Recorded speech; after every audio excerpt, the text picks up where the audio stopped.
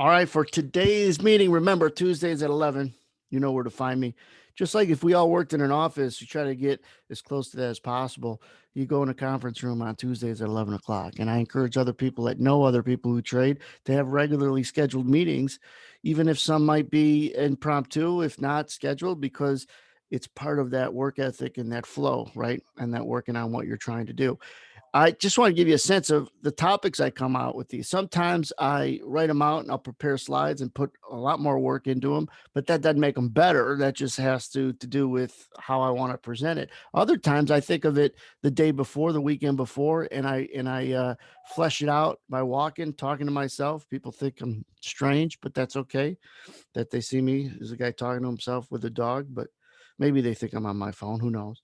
Either way, it was an interesting conversation I had with a guy yesterday, and it's about better late than never. And that is just the simplicity of how we often get in early or late, and what's the difference, and how to see that on a chart, and the problems with reaching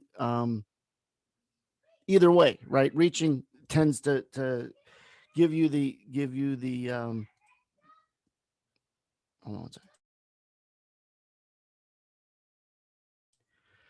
Reaching would give you the indication that you're late. Okay. Early is you're before a head fake, let's say, and it goes up. You're long in here, you get shook out, and then it goes. Or late is you see it go and then you buy it. You reached. And we've talked about this with knowing where you're at on the map, but we didn't talk about it with better late than never. And the answer is hell no. You don't want to be late. And if you are, you better know that you're late. This is what's important about where you're at on the map, meaning location. If you're late, at least you know it so you could be less patient. Because if you buy, and I'm just going to do illustrations without showing the charts for now, but when you know, you should know if a market just went up. Get an idea of how much is a lot given the context of the day. So if this is a lot, this rally from here to here, and you buy it here, okay, that's fine. I'm not going to say you dummy. What are you buying it there for? I will say you dummy. Didn't you know you were buying it after it rallied 8 points and you sat with it with all this heat? That's the difference. Are you reaching and are you potentially late? And what kind of risks does that include so that if you buy it and it doesn't go right, when you get out, because you know if you're wrong when you're late, it could retrace a lot from your price and you could still be right, but it has more to go. Everything, listen, the elasticity of price is like a rubber band. It doesn't always have to snap back, but it can, and it often wants to. That's this in a market's pattern: the rally, the retracement, the re rally. It doesn't do that for any other reason than being efficient, making sure that if it goes up,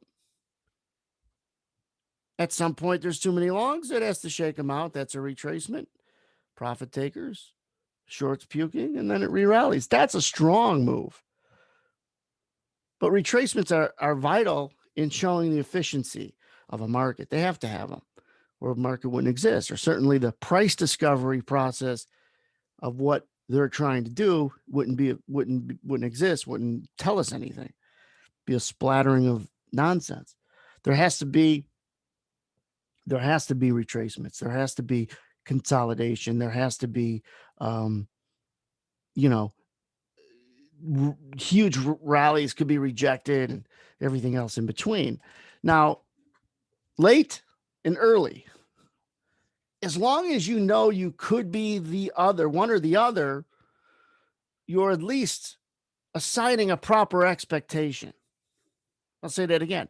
At least if you know you could be early or could be late, you're assigning a proper expectation, which should conclude or create less patience in how long you're willing to hold.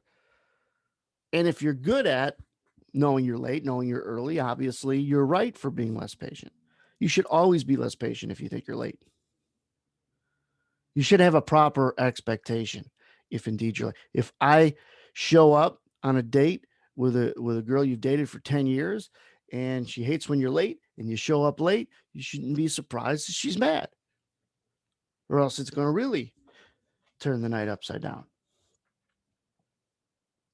What you need is a little retracement in that case, because you aren't going to get what you want up there. So don't expect it. You know, have a little pullback, then maybe you could re-rally. And how good the night's going to go. Let's not continue that analogy. Could get you guys in trouble. But it's not better late than never.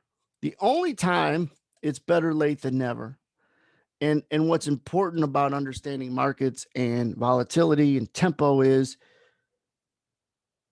if there's a really bullish or bearish event, reaching is different because you're probably going to retrace. Again, the faster market moves, the faster you want it to go your way as well.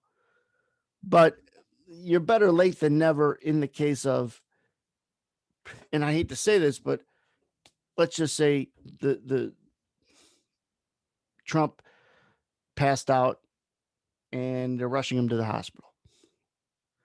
Now you should reach and just sell the S&P, even if it just broke 8 or 9 ticks or points. Okay, right? That would be the reaction. Get in there, click as many times as you could, even if it just broke 8 or 9 points. You're not late, but you're taking the proper context with the story that's driving price. Now, early. And again, on the downside is you sell it after it breaks. And it doesn't have that extreme news event that I just gave you as an example. But when you sell it to get short, you could be in the hole. That's why they call it in the hole, right? I'm short in the hole because it looks like a hole and you sold it down here. You didn't want to get short here, or maybe you missed it, or maybe you didn't see anything. But if you look back and say, hey, people better than me probably got short up here, they got some money into it. So I know if I'm short here, there might be a collection of people looking to buy. My sell order got me short, gets them out, and up and away the rubber band stretches and contracts. Price has to be elastic if they're to be, efficient or a true discovery, a true accuracy, true accurate price discovery process. So we get that, right? Again, it's okay to be late. Just know it. And the thing is, the still one of the most popular sessions I've done in these Tuesday events has been the move versus the retracement. I think I did that back in May of this year. So take a look at their weekly coaching sessions and watch that if you haven't. Watch it again if you watched it once, or you probably already have because it's had a lot of good feedback. Popular. So the move versus the retracement versus the move versus the failure, whatever. But break it down. And you don't have to, you fragment all this stuff in your mind. But again, going to being late, it's okay as long as you know it. And that's what called, stuck in the hole. That's what that means. Is you're late. And the reason why this became a topic to talk about was because I'm working with someone that is pretty damn accurate with direction, but he's early or late. Mostly early. Because if he's late, then he wouldn't have been accurate with direction. He'd just be late with where he thought the market was going. Because it's clear the market's going up after it goes up, right? It's clear the market was bullish after it goes up, is the way I should say it. Now, if you are pretty damn certain that your predictive skills are good, I could call a pop, I could call a good sell-off, but I'm around even. Well, then it should be obvious your location's got to get, your timing has to get better. I know that's easier said than done. In case you're thinking, hey, that's easier said than done. Everything's easier said than done. Everything. So get yourself out of that. Nobody wrote that in the chat, but I'm sure people think everything. When people say, hey, it's easier said than done, you know what you say to them? Yeah, so is everything. Except kicking your ass because you're weak. Don't say that unless you can kick his ass. But anyhow, everything is easier said than done, but you still have to attack it. And that leads me to, in this case, if you're right on direction and you don't have much to show for it, your timing is off and you're probably not late. Obviously, you're probably early. What does early look like on a chart? Is this mic work? You guys hear me, right? So I'm saying some funny things and nobody's reacting. Give me a couple LOL so I feel good. Thank you. You know, I'm not a very secure guy, so I need that. Now, anyway, the early part of what does that look like on a chart? And it's got everything to do with the explanation definition of shakeouts, head fakes, and such. It's got everything to do with the story of too many people on the boat.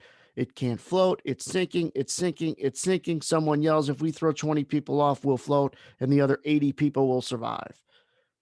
You're going to throw 30 people off in all the excitement, and you're going to overdo it. That's the market rallying. That's the retracement. Maybe it goes a little further, and then it does what a boat's supposed to do and rallies. But it had to have the notion of throwing some weak hands off the boat and a little bit more than it needed to in all the emotion.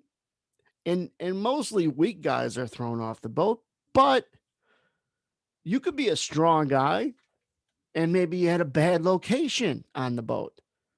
You were on the railing, you got turned around, you're off balance, and someone pushed you. Wow, I didn't expect him to get tossed from the boat. Neither did I. He's a strong guy. I would have assumed he'd have been the last guy on the boat. He just had a bad location.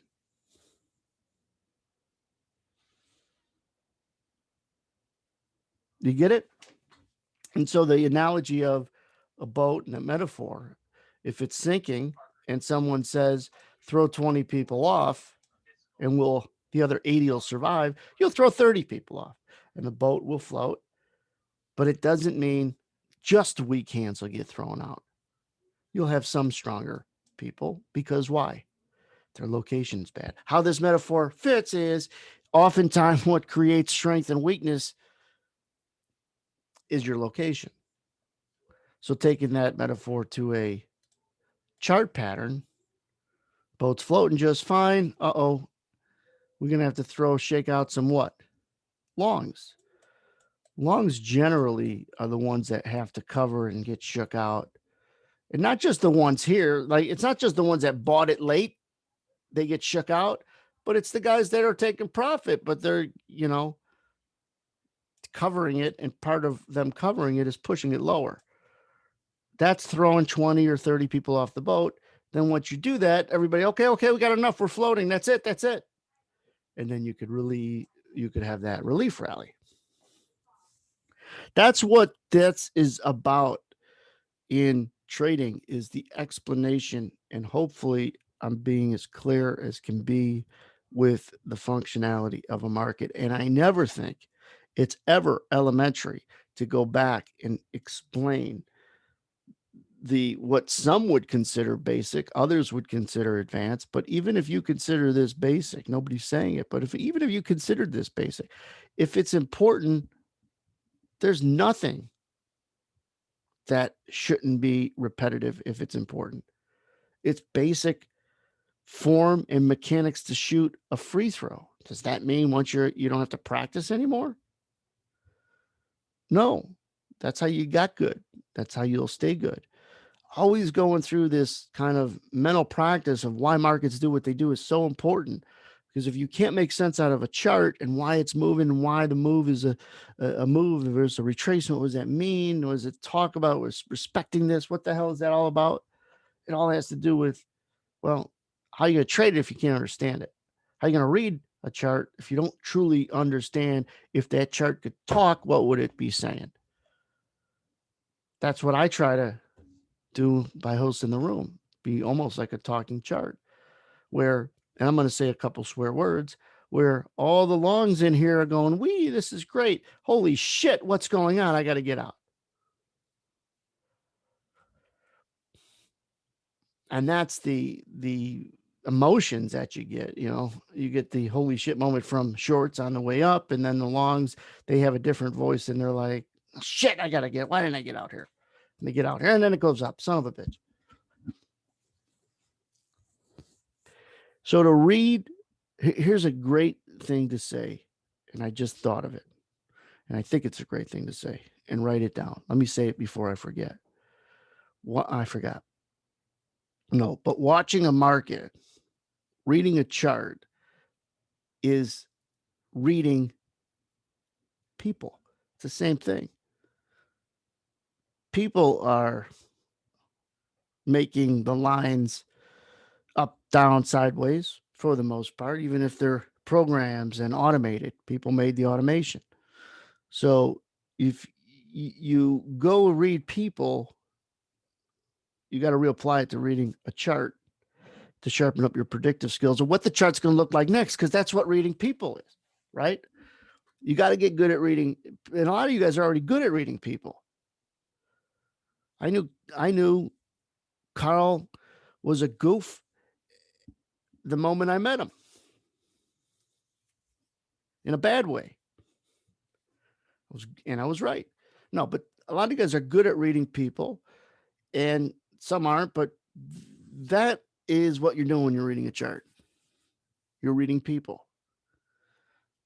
And that's a good way to start understanding it and kind of exhaling. Okay, I get that. I can start there. I can finish there. What am I doing? In fact, instead of the one at the poker table, what do they say? If you haven't figured out who the fish is, it's you, right? Who's the sucker at a poker table? If you haven't figured it out in a couple hours, it's you. Oftentimes, we're the guy being read instead of the guy doing the reading.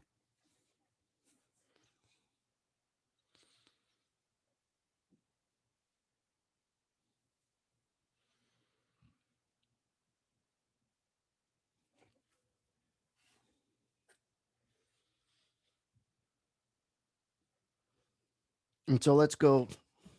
I want that to soak in. Let's go to early. On a chart, oftentimes, you're not buying the damn thing and getting long because you think it's going down, right? You're not buying it at a fictitious price of 4 because I think it's going to go to 1, but then it's going to go to 10. So I'll buy it at 4. No, you think 4 is a good price that has a really good chance of not going down and before it goes up. Why the hell would you buy it at 4 if you think it was going to go down? There's a good chance it's going to go down to 2. And you're going to buy 4s? Yeah. And then you're right, and then you're pissed. It goes down to 2, you puke it, and then it goes up to 10. And I was right, but I'm always going to buy it early. No, we buy it to get long because we think it's going up, and we think it's going up pretty close to right now, or whatever right now is from the time you buy it. If I'm bullish right now and I buy it right now, it's because I think it's going to go up pretty close to right now, 96 even. I'm not going to buy it at 96 and have it go down to 94 and say, I knew that was going to happen. But I wanted to be in. And some might say, well, I didn't want to miss it. Well, that's a different strategy. You better be okay with taking heat. But most of the time, you're buying it to get long, or when you're buying it to get long, you think price is going up, number one. And number two, you are, pretty close to thinking it's going to go up right now. And that's when you have to start realizing, hey, is this a good, bad, or okay location? What's the definition? What's a definition, in your guys' opinion? And I'd like you to type it in, of a great location to open a position. What's the definition of a great location to get long? What's the definition of that? Like, I had a great location because ... Why? Don't tell me why it was going to go up or down. Just what's the definition of a great entry? Perfect. Everybody answered it correctly. Market goes your way ASAP, goes your way immediately, goes in your favor immediately. That's the best, right? When I go up my days as being a single guy, the best location was where I'd go up more girls than guys. And as soon as I went up to the girl, she bought me a drink and gave me her phone number. That's a good location. No playing around. No, I'm not sure. I'm not sure. I'm not sure. I'm not sure. Yeah, she likes you. Because generally you can get your ass shook out and she would have went home with you. Let's not continue that metaphor either. You guys are going to get me in trouble. But that aside, that's a great location. Goes your way as close to immediate as possible. And that's when I say when the markets are busy, it's even more important it goes your way. Because if markets are busy, they're moving fast. And if you're long and you're long and you're long and you're long and you're wrong, you're going to really be chasing it. So you want to get more immediate satisfaction. And the faster price moves and the more volatility there is, the faster you want your trades to start at least becoming profitable. That doesn't mean you have to have a shorter hold time necessarily. It just means you want to get a head start sooner rather than later in faster markets.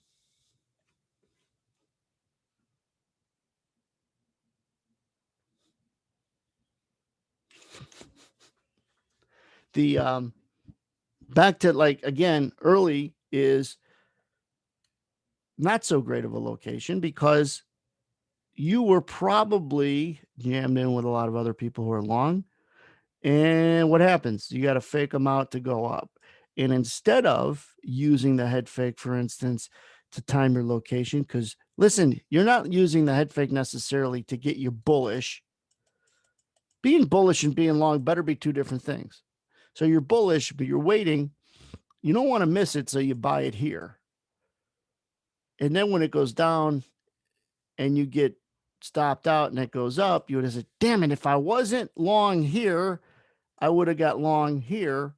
Same price, different time, different result. You were early in there before the head fake. It doesn't have to be a perfect looking head fake like this, but that's what head fakes generally look like when they are more perfect, right? Chop, they drop it, and they come running right back. When you're early, you're part of the head fake. You're part of the reason for the head fake. You puke it, and then they go. What'd you do? You puked your long.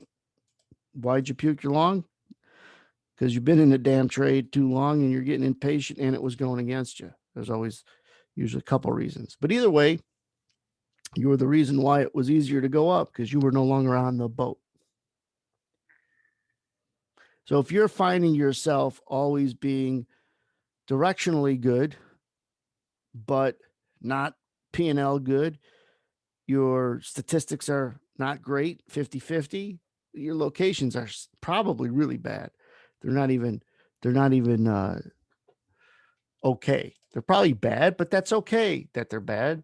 You could identify, but you can't be like bullshitting yourself either and saying that I'm always right on direction. I just not on the team. Really? You got to be sure of that. And if you are sure of that, and overwhelmingly you call direction, but you have nothing to show for it, that's a good problem because you identified it and then you go work on the fix, execution. That's why I try to focus on execution when someone comes to me first, not last. And guess what? From a marketing standpoint, the worst thing you could do is people don't want to learn the hardest thing first. You want to teach them the easiest thing first and get them, sucked in to say, oh, this strategy would work. It takes a lot of effort out. It's the other way around. And that is, let's focus on what's the biggest weakness and everything else will fall into place easier. Obviously, there's a step-by-step progression there, but the point is, I think that basic stuff is not basic to people when they learn. It's stuff like this should be basic, but it's not. Order type should be basic. It's not. The intent of certain order types should be basic. It's not.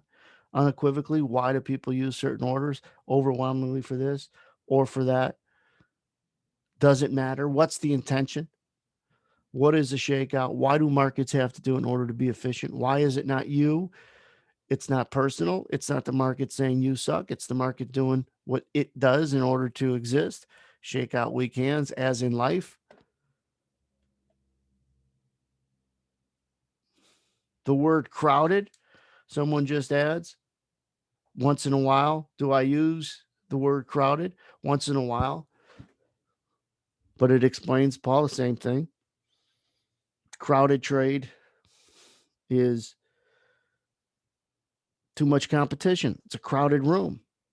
That's the story I go into. Is it's a crowded theater, crowded room, and someone yells fire and there's one exit and you're over here. And there's a lot of people in between you and getting the hell out. Chances are you're going to get burnt. You want to be close to the exit if someone yells fire if you're in that crowded trade. There weren't a lot of people. And guess what? Why is it harder to get out? Because there's so many damn people that you got to get over, and they're all wanting to do the same thing. So when everybody wants to do the same thing, price is going to go down or up. If everybody wants to sell it, or obviously a lot more people want to sell it and sell it right now, we're going to chase and go down. A lot of people want to buy it and buy it right now. They're going to chase and go up. And then you work backwards from there. You know, when you could determine that there are a crowded or too many longs, too many,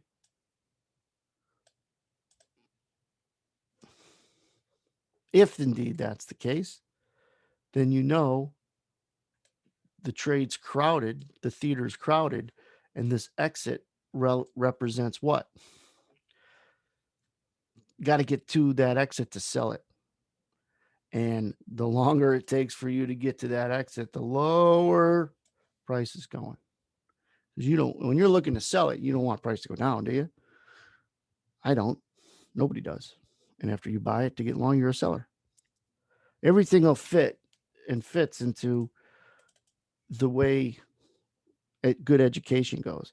Like, I am not someone who put in years of time to organize a perfect educational program. I actually just did it. And if it's the right concepts, it all starts to fit. And then you organize it like we did a couple of years ago when we went to this website. And I'm in the process of reorganizing it. So there's the puzzles fit a lot easier as to, you know, there is no, in trading, there is no, all right, you know, start with video number 1 and watch 250 videos. You know, and it's like, watch 250 videos. But you have to have little streaks like of education tracks. But anyhow, getting off topic, I just wanted to cover how if you could find that you're right on direction, and I think a lot of people might be, then it's location. It's not getting better on direction. You're actually solving a problem that doesn't need to be solved. It's getting better and then getting frustrated. It's about better location. One of the fixes might be you're not risking enough. And I don't want people to take that the wrong way, because if you risk 2 ticks, 4 ticks, that and you're not quick, you're not good at getting out, you, especially in a faster market, that's not giving yourself a lot of room for error.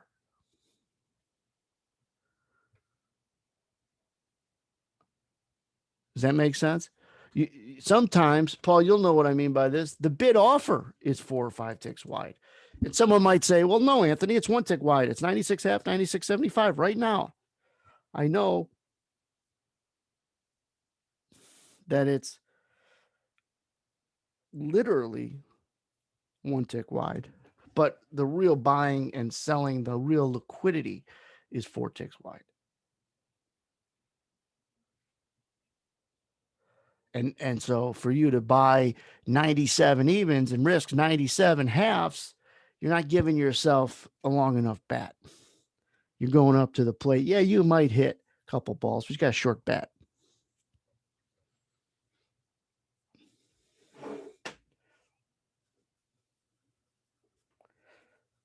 That could be another metaphor, a short bat. You got to be careful with that one, though. You want to walk up to the plate with a short bat. But if you don't want a super long bat either, it's too heavy and you can fall over. So you want to have that sweet spot of risk, where if you're risking too much, you can take massive losers and a lot of emotion. You're going to be in trades a long time. And if you don't risk enough, you're going to get knocked out, and then it's going to go, and you're not giving yourself enough opportunity to hit the ball. And someone says, not good to walk around in life with a short bat. No, it's not. You got to give yourself a chance. And then make sure you're in the batter's box when you're swinging it, or someone could get hurt.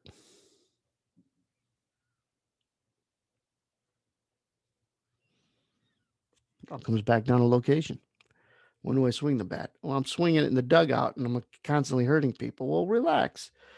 What your ass gets up to the plate? And what are you going to hit with that thing?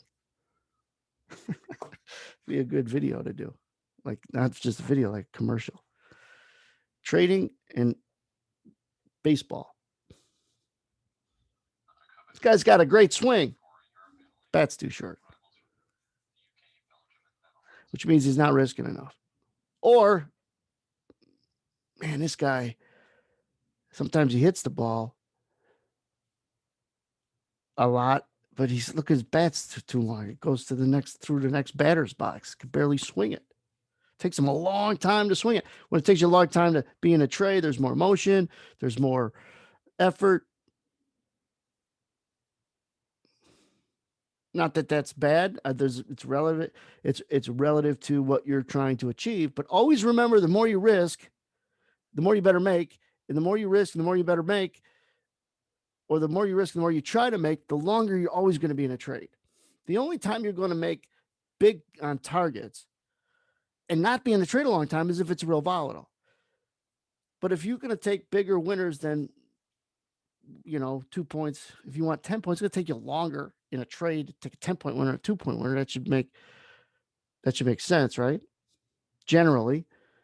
And the key is to have a sweet spot of hold time to what you're looking to achieve. And a lot of people want to make 8 points, but they're not patient enough. Or they want to make, 1 point, and maybe they're too patient, take big losers. So oftentimes, a lot of great content always will come when you weren't expecting it. Great collaboration. That's why I always do these meetings. I don't miss. If you look, we don't miss many Tuesday sessions. I postponed one a couple weeks ago because I wasn't feeling good for the first time in a long time. But the end of the year, at the beginning of the following year, I stop them in December and don't start them up again until mid to late January. But other than that, you got to come somewhere. You got to go somewhere. And this went on longer than I thought. But are you early or are you late? And is that your problem? It's all about opening in the position and location. It is a huge problem if you are generally right, overwhelmingly, in fact, right on direction, but you can't have anything to show for it. Don't try to find a new strategy. Work on execution, man. You got the predictive skill. Let's work on your bat size. Man, that could get you in trouble if you went public with that analogy, huh? But that's me. I like to get myself in trouble. Get out there and offend people.